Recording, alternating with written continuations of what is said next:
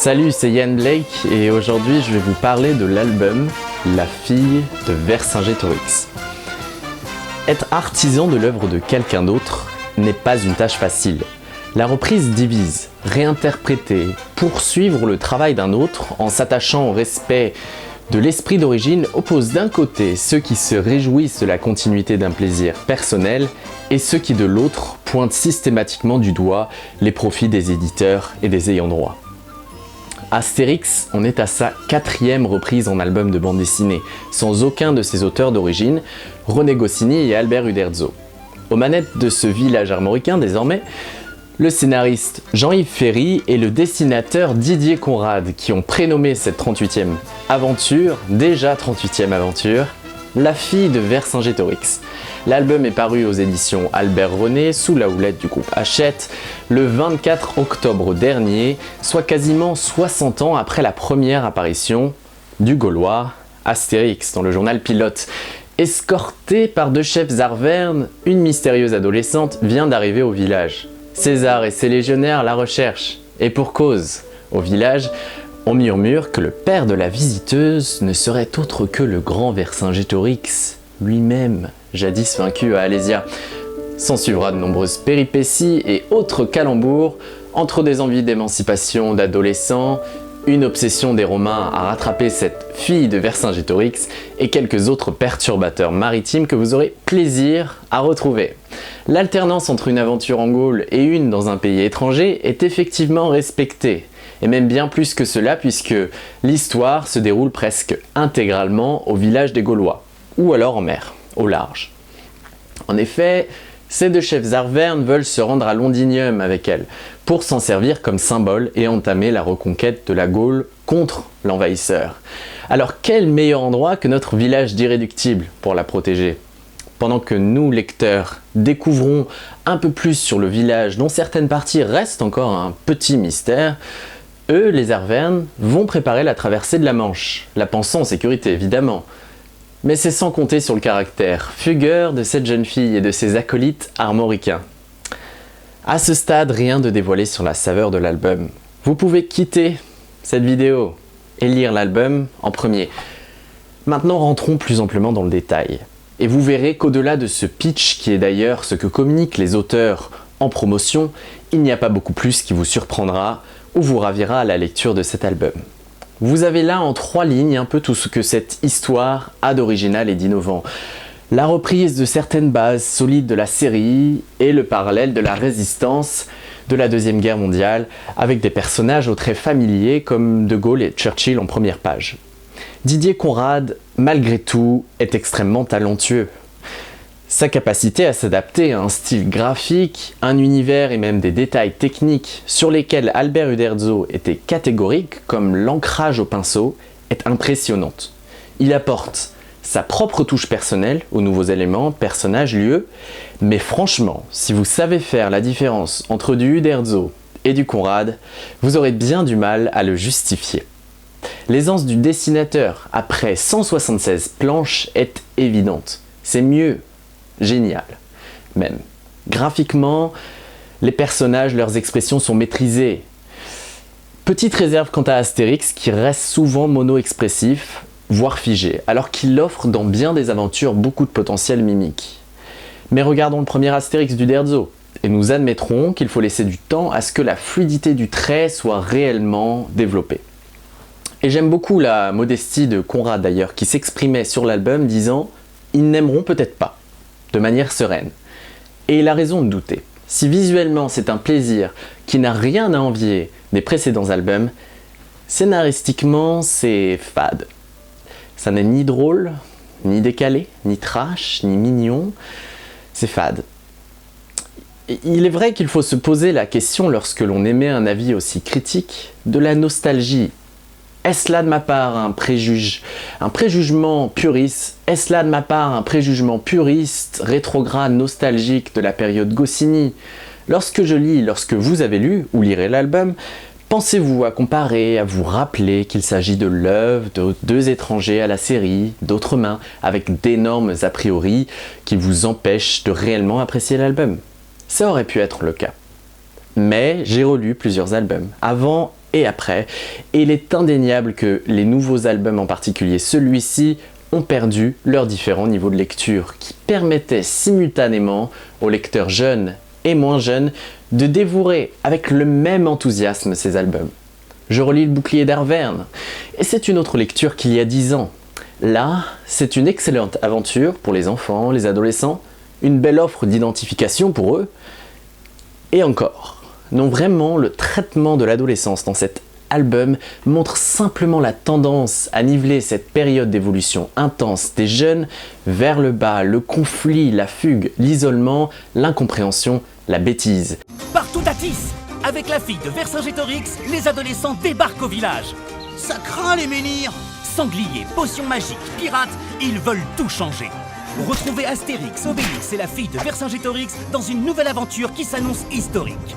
Le nouvel album d'Astérix, maintenant en librairie. Yo. Et non pas une découverte des différences, une envie d'aventure, mais dans le respect des autres, considérer l'adolescent comme un jeune adulte qui n'en est pas encore tout à fait un, comme l'était Goudurix par exemple. Et non pas un rebelle extrême qui ne fait que perdurer un préjugement bien trop peu réaliste. Il y a eu des jeunes dans Astérix, Soupe à l'oignon, Écouton, Zaza et bien d'autres. Ils sont drôles surtout. Oubliez donc mon analyse liée à l'adolescence. Mais si seulement le traitement de ce sujet était drôle, là, il ne l'était pas de mon point de vue. Je ne veux pas être trop dur avec Jean-Yves Ferry. C'est un scénariste talentueux, et c'est difficile de reprendre Astérix.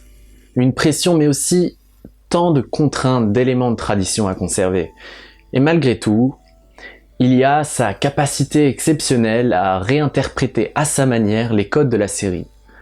Et on y ressent parfaitement sa connaissance irréprochable de l'univers. C'est 2 ans de travail, voire davantage, et en une critique de 20 minutes, j'écrase un peu tout ça. Mais, d'un autre côté, je ne peux pas faire comme Le Parisien, en excellente relation avec la maison d'édition, et me limiter à paraphraser un communiqué de presse et l'histoire de l'album. Il faut être honnête. Et malgré les bonnes idées de Jean-Yves Ferry, explorer l'Écosse avec les Picts, aborder les nouvelles technologies avec de drôles d'anachronismes, transposer le Tour de France en une transitalique, et, bien sûr, reprendre les premières bases de la série que sont les armes déposées de Vercingétorix au pied de César. Malgré tout ça, les jeux de mots sont certes recherchés, mais trop simples, trop faciles et pas assez pour tous les niveaux de lecture, encore une fois. Alors oui, il y a le torque, les sujets qui s'inscrivent dans l'actualité, mais le ressenti de l'album m'a laissé sur ma faim, comme si l'histoire était passée trop vite, qu'il manquait d'action. Et c'est remarquable, c'est observable, si l'on compare à d'anciens albums, on observe nettement moins de cases et surtout moins de dialogue. On se demande s'il n'abuse pas parfois des grosses typographies. Jean-Yves Ferry mise tout sur le comique de mots, consistant à d'évidents jeux de mots sur les personnages, les noms des personnages, ou l'accent arverne avec ch sur le comique de répétition, qui est le seul élément positif à fonctionner la plupart du temps. Nous avons un Obélix dont le potentiel comique est malgré tout bien exploité, avec de belles réparties. Vraiment positif, mais l'histoire dans son ensemble manque cruellement de comique de situation, ou pour les personnages de comique de caractère. Et c'est dommage, lorsque l'on sent le potentiel de certaines idées, dont la mise en situation semble avoir été peu aboutie, comme lorsque Bonne Mine et les autres femmes du village se révèlent oppressantes avec Adrénaline, et que cette dernière s'en agace très vite, ou alors la relation d'affection bien connue entre Obélix et les soldats romains, ou l'équilibre des réactions lorsqu'un élément perturbateur comme Adrénaline intègre le village. En résumé, les gags auraient pu et auraient dû être étendus et surtout de meilleure qualité. En dehors de ce manque évident d'humour, nous pouvons quand même saluer les innovations de Jean-Yves Ferry sur cette plate histoire. Certains personnages de la série, jusqu'alors secondaires, se retrouvent davantage au premier plan. C'est le cas d'Age Canonix qui, sur 2 planches, se retrouve confronté sur le devant de la scène au traître pisteur. Vraiment super. Mais on découvre aussi beaucoup plus la personnalité des différents pirates qui occupent une part très importante dans le récit lorsqu'Adrénaline s'échappe du village. Là encore, les comiques de mots sont acceptables et rendent la lecture plutôt plaisante.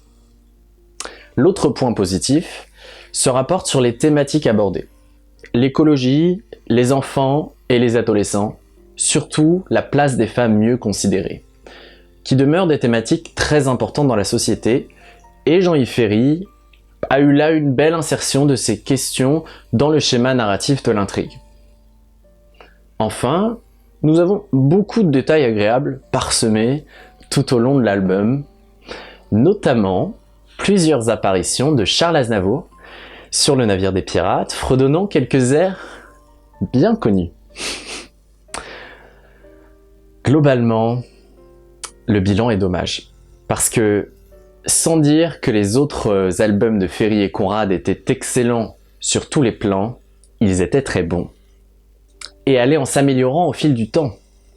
Le dernier en date, La Transitalique, avait là une idée innovante, une magie qui opérait, et l'album méritait des félicitations. Que cette fois je ne peux adresser qu'à Didier Conrad, pour avoir su conserver une qualité de dessin remarquable. La presse est très mitigée. Quand certains saluent un retour aux sources de la série, d'autres ne cachent pas leur déception totale face à l'album. Mais je garde beaucoup d'espoir quant au potentiel de Jean-Yves Ferry. Avec davantage de liberté et davantage de temps peut-être, saura-t-il nous surprendre agréablement, de nouveau. Mais encore une fois, la reprise d'une série, d'une telle série, est difficile, et il faut le considérer. Cet album est tiré à 5 millions d'exemplaires. Pour l'éditeur, déjà, c'est un succès économique et éditorial garanti. Mais attention tout de même à ce que la qualité de l'histoire ne soit pas un facteur désormais mis de côté dans cette équation à grande échelle qu'est Astérix. Pour ceux qui se demanderaient, petite parenthèse, qui est ce nouveau visage sur Gnapp, j'ai travaillé pendant près de 5 ans aux côtés de Valentin de Gnapp sur plusieurs projets et sites internet de promotion de la bande dessinée. Et peut-être nous nous retrouverons à d'autres occasions. Merci.